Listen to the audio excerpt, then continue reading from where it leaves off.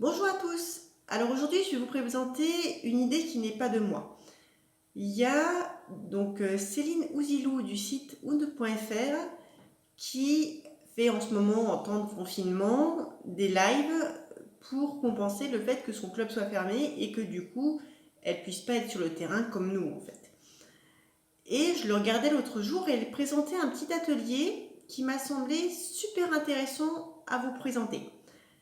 Je vais vous l'expliquer en particulier, mais pour ceux que ça intéresse, je vais mettre le lien de la série de live. C'est top. Il y a plein de trucs à apprendre, c'est génial. Je vous le conseille vraiment. Par contre, ce que là je vais vous expliquer, c'est en plein milieu d'un live d'1 heure et demie. Donc du coup, je ne peux pas vous mettre directement sur live pour vous expliquer ça en fait. C'est un atelier qui va nous permettre de connaître précisément les goûts de notre chien. On a tous des goûts. Il y a tous des trucs qu'on préfère et des trucs qu'on déteste. Exemple tout bête, imaginons qu'on soit sur le terrain, que j'ai ramené un goûter et que mon goûter ce soit un cajot avec un mélange de pommes et de poires, mais qu'on ne puisse pas prendre les deux parce qu'il n'y en a pas assez pour ça, que ce soit l'un ou l'autre. Personnellement, je vais prendre une poire. Par contre, je suis sûre que parmi vous, il y en a qui vont préférer les pommes, et je suis sûre que parmi vous, il y en a qui vont me dire j'aime ni l'un ni l'autre, moi je préfère les oranges. Ben, nos chiens, c'est pareil. Un petit exemple très simple, Loki, le chien de Sarah, elle peut le travailler au comté, il adore ça. Si elle sort du gruyère, par contre, il n'aime pas ça du tout. Et tous nos chiens sont pareils, ils ont tous des goûts, des préférences. Et cet atelier va nous permettre de découvrir ça, d'être plus précis. C'est super intéressant et super important. Parce que, imaginons qu'on soit en train de demander à notre chien un exercice super compliqué, genre un rappel alors qu'il y a un potentiel copain qui arrive en face, et que quand il revient, bah, il a un truc un peu bof en récompense. Vous croyez vraiment que ça va le motiver à écouter et à revenir la fois d'après? Pas trop, hein? Par contre, si quand il revient de son super rappel, sans avoir été joué avec le copain, il a un truc qu'il adore, bah, ce sera bien plus motivant la fois d'après. Seulement, il y a plein de friandises qu'on conseille, en se disant tous les chiens adorent. Typiquement la knacky ou le gruyère. On a vu que dans le cas de Loki, le gruyère, voilà, hein. Mais ça se trouve, vos chiens, comme Loki, les trucs que tout le monde aime, ils aiment pas. Je suis sûre que parmi vous, il y en a qui n'aiment pas le chocolat, en fait. Et cet atelier va nous permettre de connaître plus précisément nos chiens sur ce sujet-là. Comment ça marche? On va s'installer dans une pièce. Donc on met notre chien à part, on l'envoie faire autre chose. Et pendant ce temps-là, dans la pièce, on va disposer un arc de cercle de plein de trucs intéressants. Plusieurs friandises, plusieurs jouets. Ou plein de friandises, ou plein de jouets. Par contre, on ne fait pas un jouet vs une friandise. C'est assez peu pertinent en fait. C'est pas du tout la même valeur. Mais on propose donc un panel de trucs potentiellement intéressants pour notre chien. On prépare ça. Personnellement, j'ai mis de gauche à droite, dans la gamelle bleue, des bouts de poumon séchés, la friandise qui a priori est préférée par mes chiens.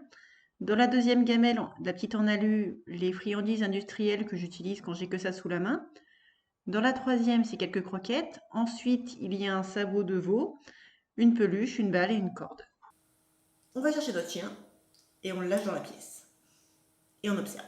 Vous pouvez filmer, ça permettra de pouvoir revoir après et d'être sûr que vous n'avez rien loupé. Je vous encourage à filmer, voire à m'envoyer les vidéos si vous avez des doutes. Vous faites ça et vous observez.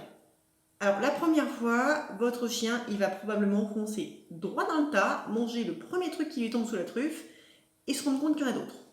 Et voilà, et manger dans l'ordre où ça lui arrive sous le nez, hein, clairement.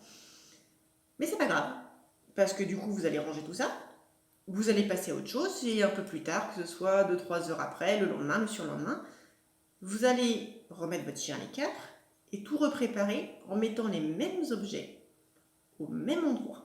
Exactement les mêmes objets au même endroit. Vous allez chercher votre chien, vous le lâchez dans le tas et vous observez. Si ça se trouve, comme c'est que la deuxième fois, bah il va encore foncer dans le tas et manger le premier truc qui lui tombe sous la truffe, hein. C'est pas grave. Vous faites ça 2, 3, 4 fois, 5 fois, 10 fois, peu importe. Et avec le temps, votre chien va se souvenir où et quoi, et il va aller directement sur ce qui l'intéresse le plus. Et c'est comme ça qu'on va pouvoir connaître les goûts de notre chien. Alors, il y a quand même 2-3 trucs à prendre en compte. D'abord le contexte. Imaginons que dans ce que vous allez proposer à votre chien, vous allez mettre les croquettes. C'est ce que j'ai fait. Et qu'on soit juste avant l'heure de la gamelle. Les croquettes, elles vont potentiellement être super intéressantes.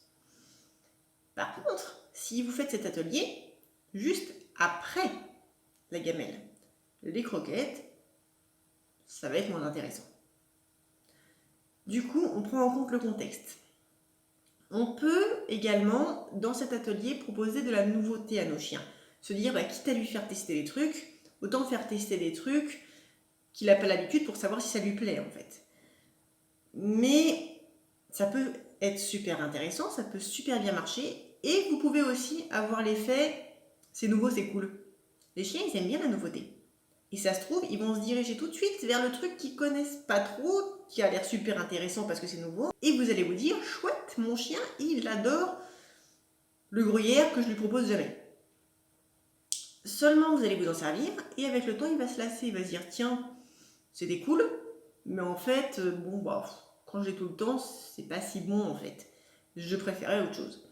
Donc, faites attention à l'effet, c'est nouveau. Si ça se trouve, vous allez découvrir des friandises que votre chien adore, mais faites le test régulièrement.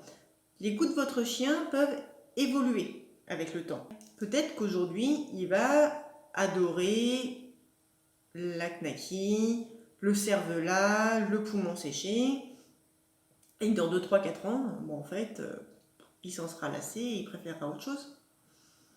Du coup, c'est intéressant de le faire de temps en temps. Alors, je ne dis pas de le faire tous les jours, mais peut-être tous les 6 mois, 1 an, pour voir où on en est en fait, tout simplement. Et ça va nous permettre d'être plus précis. Un dernier truc qui va être possible de faire avec cet atelier-là, c'est de le faire dans d'autres contextes. Exemple tout bête. Vous êtes sur le terrain, vous avez 2-3 friandises dans vos poches, ou vous êtes à la maison prêt à faire une séance de boulot, pareil, vous avez 2-3 friandises différentes, et vous souhaitez savoir de quoi votre chien a envie là, maintenant, tout de suite. Vous allez faire pareil. Vous prenez une friandise différente dans chaque main, vous lui proposez 1 fois, 2 fois, 3 fois, 4 fois, et vous voyez vers quelle main il se dirige en premier. Et vous saurez ce qui le motive là, maintenant, tout de suite. Tout simplement. J'ai filmé ça moi avec Ginny, je vais vous montrer les images et on va pouvoir découvrir tous ensemble les goûts de ma chienne. C'est parti!